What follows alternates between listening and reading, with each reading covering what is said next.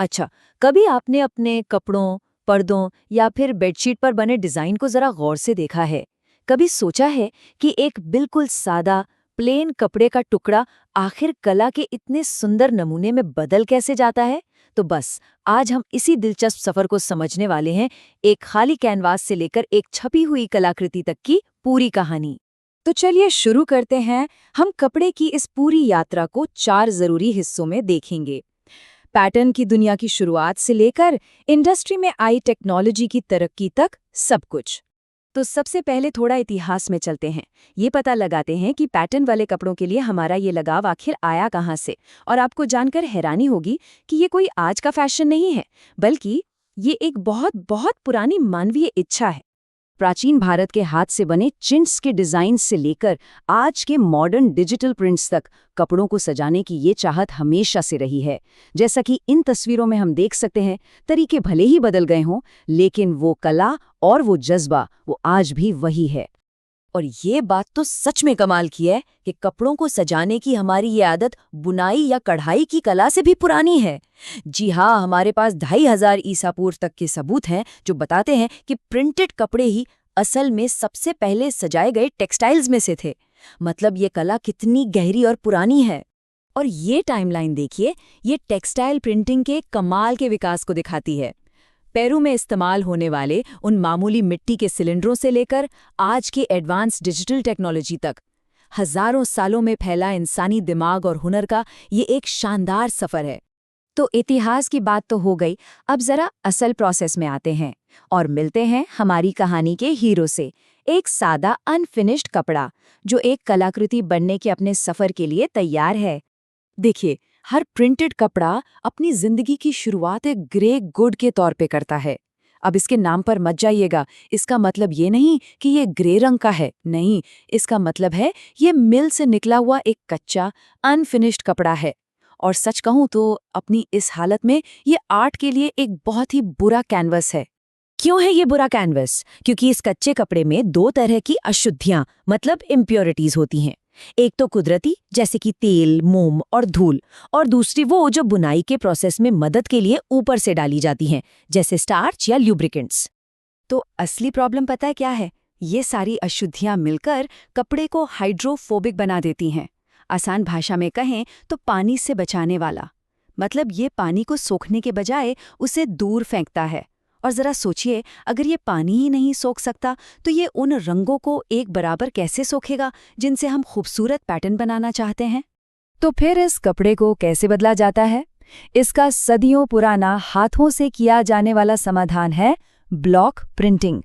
Hand block printing छपाई का सबसे पुराना और सबसे कलात्मक तरीका है। इसमें होता क्या है कि लकड़ी के नक्काशीदार ब्लॉक को रंग में डुबोकर उसे कपड़े पर दबाया जाता है। ये एक ऐसी कला है जो पीढ़ियों से चली आ रही है। इस पूरी कला का दिल और आत्मा ये हाथ से तराशा गया लकड़ी का ब्लॉक ही है। जो ब्लॉक बाहरी लाइन यानी आउटलाइन बनाता है उसे रेख कहते हैं, और जो अंदर रंग भरने के काम आता है उसे गद कहा जाता है। रंग को भी बड़ी सावधानी से एक लकड़ी की ट्रे में तैयार किया जाता है। उसे फेल्ट यानी नमदे की परतों पर बराबर फैलाया जाता है। ये तरीका बड़ा सिंपल है लेकिन बहुत असरदार है।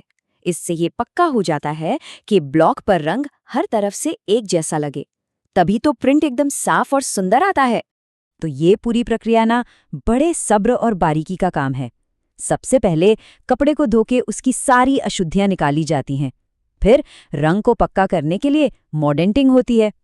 इसके बाद कपड़े को टेबल पर एकदम कसकर पिन किया जाता है ताकि वो हिले नहीं। और फिर होती है असली छपाई। ब्लॉक को ट्रे में डुबोया और कपड़े पर दबाया, और अंत में रंगाई और धुलाई के बाद उसे धूप में सुखाया जाता है ताकि रंग हमेशा के लिए पक्का हो जाए। अब चलिए देखते हैं कि कैसे टेक्नोलॉजी ने इस हाथ की कला को एक बड़े पैमाने की इंडस्ट्री में बदल दिया ताकि दुनिया की ज़रूरतों को पूरा किया जा सके। देखिए, हैंड ब्लॉक प्रिंटिंग सुंदर तो बहुत है, लेकिन इसमें वक्त बहुत लगता है। ये एक धीमी प्रक्रिया है, और जब इंडस्ट्रियल रेवोल्यूशन आया तो चीज़ों को ज़्यादा मात्रा में और तेज़ी से बनाने की ज़रूरत पड़ी, और इसी ज़रूरत ने जन्म दिया रोलर प्रिंटिंग को।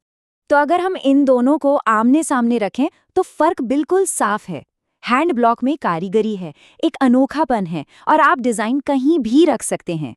वहीं रोलर प्रिंटिंग का मतलब है रफ्तार और परफेक्शन। एक में कलाकार का हाथ है तो दूसरे में मशीन की ताकत। और प्रिंटिंग टेक्नोलॉजी में इस बड़े बदलाव से सिर्फ उत्पादन ही नहीं बढ़ा, बल्कि इसने रचनात्मकता का यानी क्रिएटिविटी का एक ऐसा दरवाज़ा खोला कि डिज़ाइन की पूरी एक नई दुनिया ही सामने आ गई।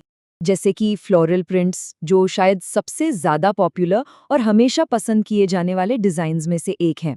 इनकी प्रेरणा प्रकृति से मिलती है, जैसे इंग्लैंड के गुलाब या फिर जापान के चेरी ब्लॉसम। फिर आते हैं एनिमल प्रिंट्स, जो फैशन और डेकोर में एक वाइल्ड टच ले आते हैं। तेंदुए, ज़ीब्रा और बाघ जैसे पैटर्न ये सब 19वीं सदी में काफ़ी पॉपुलर हुए। फोकलोरिक प्रिंट्स, ये वो डिज़ाइन हैं जो अलग-अलग संस्कृतियों की कहानियां बताते हैं, उनकी कला को दिखाते हैं। इनमें भारतीय, फारसी और दूसरे कई संस्कृतियों के पारंपरिक डिज़ाइन शामिल होते हैं। और डॉट प्रिंट्स, कितना सिंपल लेकिन कितना कमाल का डिज़ाइन है ना? छोटे छोटे बिंदुओं से लेकर बड़े बड़े पोल्का डॉट्स तक, ये एक ऐसा डिज़ाइन है जो दशकों से फैशन में अपनी जगह बनाए हुए हैं। तो कुल मिलाकर हम ये कह सकते हैं कि प्रिंटेड टेक्सटाइल सिर्फ सजावट की चीज़ नहीं है, वो तो हमारे इतिहास, हमारी संस्कृति, फैशन और समाज में हो रहे बदलावों पर एक तरह की टिप्पणी है, एक आईना है। हाथ से तराशे गए लकड़ी के ब्लॉक से लेकर तेज रफ्तार इंडस्ट्रियल रोलर्स और अब डिजिटल प्रिंटिंग की दुनिया तक, हमने टेक्सटाइल डिज़ाइन का एक लंबा और शानदार सफ़र देखा है। ये हमें सोचने पर मजबूर करता है कि इस सदियों पुरानी कला का भविष्य क्या होगा? कपड़े की इस यात्रा का अगला पड़ाव, अगला अध्याय कैसा दिखेगा?